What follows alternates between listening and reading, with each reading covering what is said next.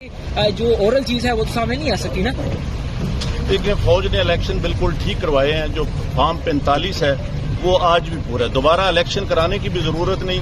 صرف فارم 45 اکٹھے کر لیں, اس کے اوپر سارے رزلٹ کلیئر ہو جائیں گے. آپ کو کیا لگتا ہے کس پارٹی کے لوگوں نے یہ جیتا ہے پھر؟ کمشنر صاحب یہ بتائیے گا جو آر او نے ریزلٹس روکے تھے کیا اس میں باضابطگیاں ہوئی ہے, کیا کہیں گے آپ؟ بالکل باضابطگیاں تو چھوٹا لفظ ہے. جو یہاں پہ ہوا ہے کہ جو لوگ آزاد امیدوار 70-80 ہزار کی لیڈ سے جیت رہے تھے, ہم نے ان کو ہروایا ہے اور ان کے اوپر جعلی مورے لگا کے سب کو ہروایا. آپ نے کسی سے کہا کہ یہ سب کچھ ہو رہا ہے, غلط ہو رہا ہے, اس کو روکا جائے؟ دیکھیں میں یہ ساری اس غلط کاری کی ذمہ داری اپنے اوپر لے رہا ہوں اور ساتھ آپ کو بتا رہا ہوں کہ جو چیف الیکشن کمشنر ہے, جو چیف جسٹس ہے, وہ بھی اس کام میں پورے شریک ہیں. کس کے کہنے پہ سب کچھ ہوتا رہا؟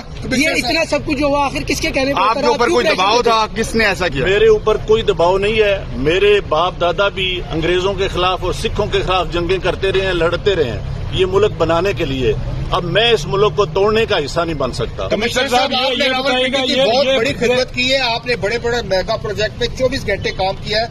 یہ بتائیے گا کہ آپ کو کمشنر چیف الیکشن کمیشن دباؤ میں لا رہا تھا کہ یہ کریں سارے کام, لوگ جیتوں کو آپ نے ہرایا, آپ کو نیند کیسے آتی رہی, کس طرح آپ کا ضمیر جاگ گیا؟ دیکھیں میں نے راولپنڈی کے لیے 16 گھنٹے کام کیا ہے. میں نے یہاں رنگ روڈ بنایا ہے, ددوچا ڈیم بنایا ہے, ہولی فیملی ہاسپٹل بنایا ہے, جم خانہ بنایا ہے, میں نے لاری اڈے بنائے ہیں, مزدوروں کے لیے سینٹر بنائے ہیں, منشیات کے اڈے سینٹر بنائے ہیں.